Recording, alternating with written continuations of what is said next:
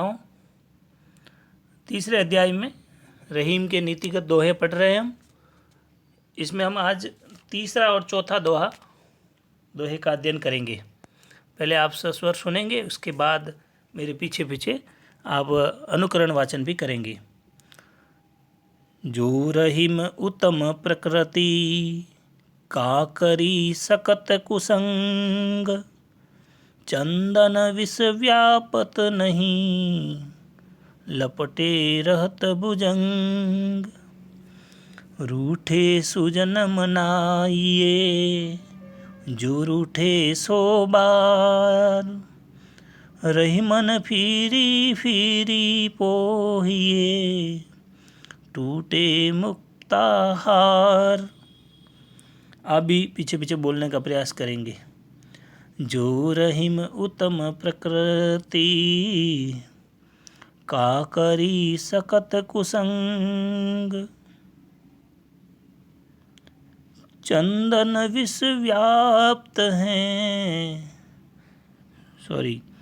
चंदन विष व्यापत नहीं लपटे रहत भुजंग। रूठे सुजन मनाइए जो रूठे सो बार, रही मन फिरी फिरी पोहिए टूटे मुक्ताहार। कुछ कठिन शब्दार्थ हैं इसके। इन कठिन शब्दों को शब्दार्थों का आप अच्छे से अध्ययन भी करें, याद भी करें और अपनी कॉपी के अंदर भी लिखें। यहाँ उत्तम यानी अच्छा, और प्रकृति कहते हैं स्वभाव को। काम इस क्या, और करी सकत, करी यानी कर सकते हैं। व्याप्त, व्याप्त कहते हैं व्याप्त होना या प्रभावित करना। आगे आया भुजंग। भुजंग कहते हैं सांप को। सुजन, सज्जन व्यक्ति। फिरी फिरी, फिरी फिरी कहते हैं बार बार। पोहिए, पोई यानी गथिए या गूथिए या पोते हैं ना, गूथते हैं, उसको कहते हैं।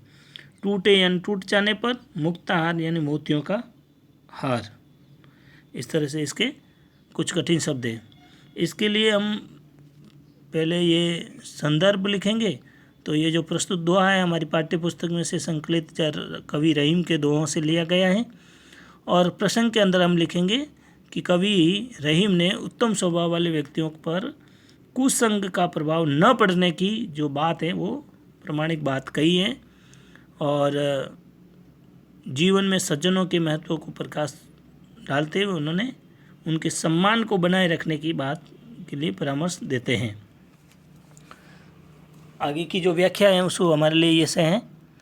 जो रहीम उत्तम प्रकृति का करी सकत कुसंग, यानी जो व्यक्ति उत्तम स्वभाव वाले होते हैं, जो रहीम दाजी कहते हैं जो उत्तम प्रकृति के होते हैं, का करी सकत कुसंग।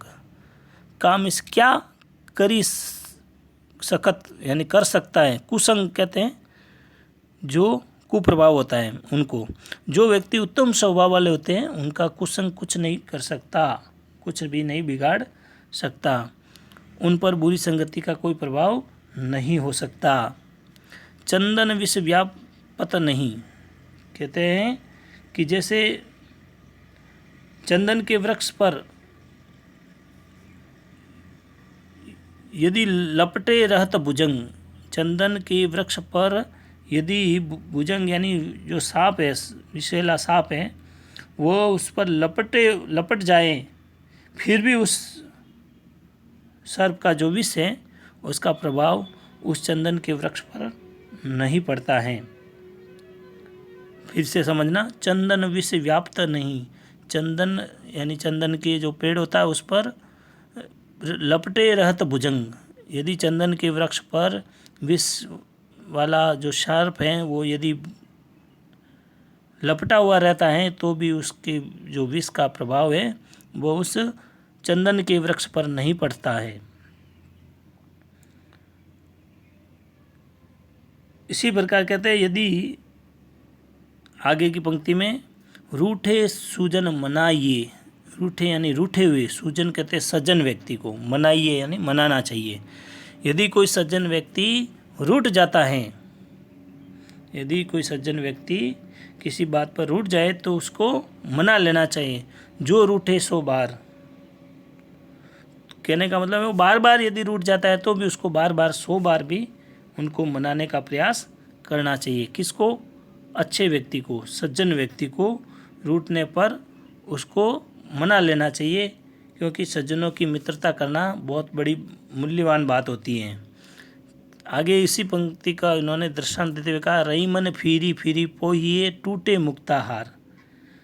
तो रहीमदास जी कह रहे हैं कि जो मोतियों का हार है, मोतियों का हार जो होता है, टूटे मुक्ता हार, यानी जो मोतियों का हार है कि जितनी बार भी टूट जाए, कितनी बार भी टूट जाए तो उसे हर बार पिरोने का, फिरी फिरी यानी बार बार उसको पोहिए, पोही यानी गूंथने का प्रयत्न करना चाहिए, यत्न किया जाता है, करते हैं।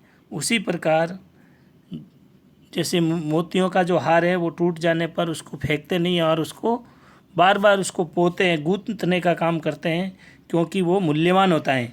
उसी प्रकार सुजन व्यक्ति, जो सज्जन व्यक्ति होता है, वो यदि रूठ भी जाता है तो उसको बार बार मना लेना चाहिए, क्योंकि उन सज्जन पुरुषों का जो व्यक्तित्व होता है और चरित्र होता है वो मूल्यवान होता है। उनके साथ मित्रता करना और मित्रता की रक्षा करना भी परम आवश्यक है, ऐसा इस दोहे के अंदर बताया गया है।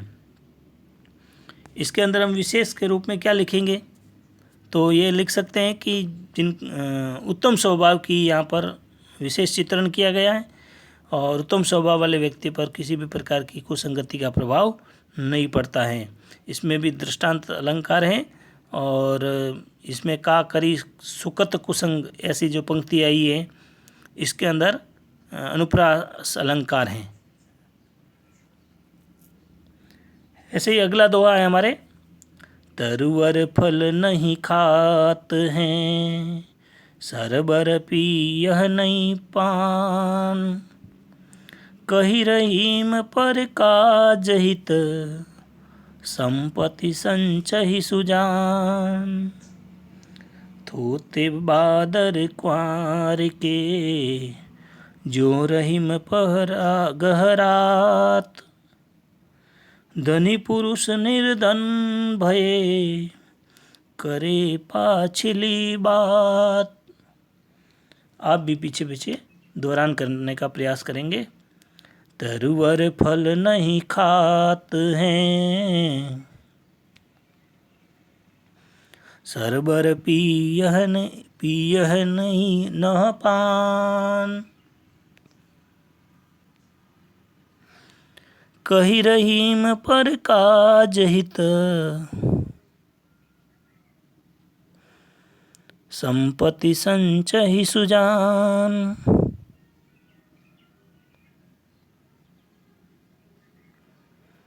थोते बादर क्वार के, जो रहीम गहरात, धनी पुरुष निर्धन भये, करे पाछली बात। यहाँ पर कुछ कठिन शब्दार्थ आपके लिए हैं। तरुवर यानी वृक्ष, सरोवर कहते हैं सरोवर को, तालाब को, पान कहते हैं पानी को, पर काज यानी दूसरों के काम के लिए या परोपकार के लिए, संपत्ति कहते हैं धन को, संचही एकत्र करते हैं, संचित करते हैं उसको बोलते हैं, सुजान सज्जन व्यक्ति या श्रेष्ठ व्यक्ति, थोते, थोते कहते हैं खाली या जल रहित, बादर कहते हैं बादल को। यहाँ थोते का अर्थ बादल, बादर आया साथ में इसलिए बादल के लिखा गया, जल रहित। कुंवार कहते हैं वर्षा ऋतु, वर्षा ऋतु के जो अंतिम मास होता है उसको, आश्विन मास। गहरात कहते हैं घुमड़ने वाले को, निर्धन कहते हैं गरीब या धनहीन व्यक्ति को, और पाछिली बात, पाछिली का मतलब होता है पिछली या समय निकल जाने पर जो बात रह जाती है उसको कहते हैं। अब इस प्रसंग, इसके अंदर भी हमें संदर्भ और प्रसंग लिखना है। तो संदर्भ तो हमारी वही होगी, हमारी पाठ्य पुस्तक के अंदर संकलित कवि जो रहीम के दोहे हैं उनसे ये लिया गया है। प्रसंग के अंदर हम इन दोहों में लिख सकते हैं, कवि ने परोपकार, जो परोपकारी व्यक्ति होते हैं उनकी, महापुरुषों की प्रशंसा की है। और जो धनी व्यक्ति होता है वो निर्धन हो जाता है, तो वह अपनी जो पुरानी बातों को लेकर, जो बड़ी बड़ी बातें, खोखली बातें, बखाने वाली जो बातें होती है उसका स्वभाव का व्यंग्य यहाँ किया गया है। व्याख्या समझने का प्रयास करेंगे। हमारे पास जो दोहा है वो हैं,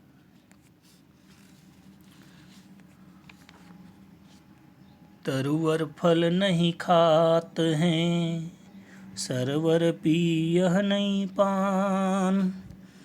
यानी तरुवर कहते हैं किसको कहा गया है? वृक्ष को। तरुवर जो कहते हैं वृक्ष को, वो अपना खुद का फल नहीं खाता है। सरवर पियह न पान, सरवर अपना स्वयं का पानी नहीं पीता है। कहीं रहीम पर काज हित, रहीमदास जी कहते हैं कि पर काज हित, दूसरों के काम के लिए या परोपकार के लिए, संपत्ति संचय ही सुजान। संपत्ति संचय ही, संपत्ति तो संपत्ति का यह है, संचय कहते हैं जो संचित करते हैं, सुजान कहते हैं सज्जन व्यक्ति। जो सज्जन व्यक्ति होते हैं वो परोपकार के लिए अपनी संपत्ति को संचय करते हैं, इसलिए वह अपनी संपत्ति का उपभोग नहीं करते हैं। जिस प्रकार से जो वृक्ष होता है वो अपना फल नहीं खाता है और सरवर अपना पानी नहीं पीता है, इसी प्रकार जो सज्जन व्यक्ति होते हैं वह अपनी संपत्ति पर घमंड नहीं करते हैं, और वो जो संपत्ति संचित करते हैं वो पर काज हित यानी परोपकार के लिए उस संपत्ति का वो संचय करते हैं। तो कवि कहता है कि प्रकृति हमें परोपकार एवं आदर्श स्वरूप समझाती आ रही है कि जो वृक्ष अपने फलों को नहीं खाते हैं वह दूसरों के काम, हमेशा दूसरों के ही काम आते हैं। और तालाब भी होता है जो स्वयं का पानी नहीं पीते हैं, वह अपने पानी के माध्यम से पशु पक्षी, वृक्ष, खेत, मनुष्य आदि की प्यास बुझाता है। उसी प्रकार सज्जन व्यक्ति भी जो अपनी संपत्ति को एकत्र करते हैं वो परोपकार के लिए एकत्र करते हैं। आगे कहते हैं, थोते बादर क्वार के ज्यों रहीम गहरात, धनी पुरुष निर्धन भये भये पर कर पाछीली बात। रहीमदास जी कहते हैं कि वर्षा ऋतु का जो अंतिम मास होता है आश्विन मास, आश्विन मास आने पर क्या होता है, बादल, आकाश में बादल जो होते हैं वह, वर्षा ऋतु समाप्त हो जाती है। तो वर्षा ऋतु समाप्त होने के बाद में वह बादल खाली हो जाते हैं और वह थोते ही आवाज़ करते हैं। थोते बादल क्वार के, वर्षा ऋतु के बीत जाने के बाद वो जो बादल होते हैं वो बिना पानी के बादल, जो रहीम गहरात कहते हैं कि वो बादल घुमड़ते रहते हैं यानी आवाज़ करते हैं। उसी प्रकार कहते हैं वर्षा ऋतु के अंतिम में जो आश्विन मास के आने पर जल रहित बादल गरजते रहते हैं, घुमड़ते रहते हैं, गरज करते रहते हैं। उसी प्रकार कहते हैं धनी पुरुष भी जो होते हैं, धनी पुरुष निर्धन भये, धनी व्यक्ति होता है और यदि वो गरीब हो जाता है तो वो भी करे पाछिली बात, वो अपनी जो अतीत की जो बात करता है, पिछली जो बात करता है, तो वो अपनी जो संपन्नता की जो बात करता है तो उसमें बढ़ चढ़ कर बातें करता है। जैसे वो बादल, खाली बादल गड़गड़ाते हैं, गरजते हैं, उसी प्रकार से धनी व्यक्ति भी जब निर्धन हो जाता है तो वह अपनी धन संपन्नता के दिनों की जो बात है बहुत बड़ी बढ़ चढ़ कर बात करता है, यानी वो वास्तविकता को भुलाकर व्यर्थ में, अहंकार में फंसता जाता है और वो बात करता है। किसकी तरह करता है? तोते बादल की तरह। किसकी तरह करते हैं? तोते बादल की तरह। अभी इसमें हम विशेष के रूप में क्या लिख सकते हैं? तो हमारा जब हम ध्यान करेंगे तो इसमें लिख सकते हैं, कवि ने परोपकारी स्वभाव और आचरण की सराहना की है। और इसमें हम लिख सकते हैं, संपत्ति संचय ही सुजान। ये बार बार स की पुनरावृत्ति हुई, अर्थात अनुप्रास अलंकार हुआ है। और साथ ही इन्होंने दृष्टांत दिया, इसलिए दृष्टांत अलंकार भी इसमें समावेश किया गया है। और इस भाग में से हमको ये 2 प्रश्न करने हैं। अभ्यास पुस्तिका में आप करें। नमस्कार।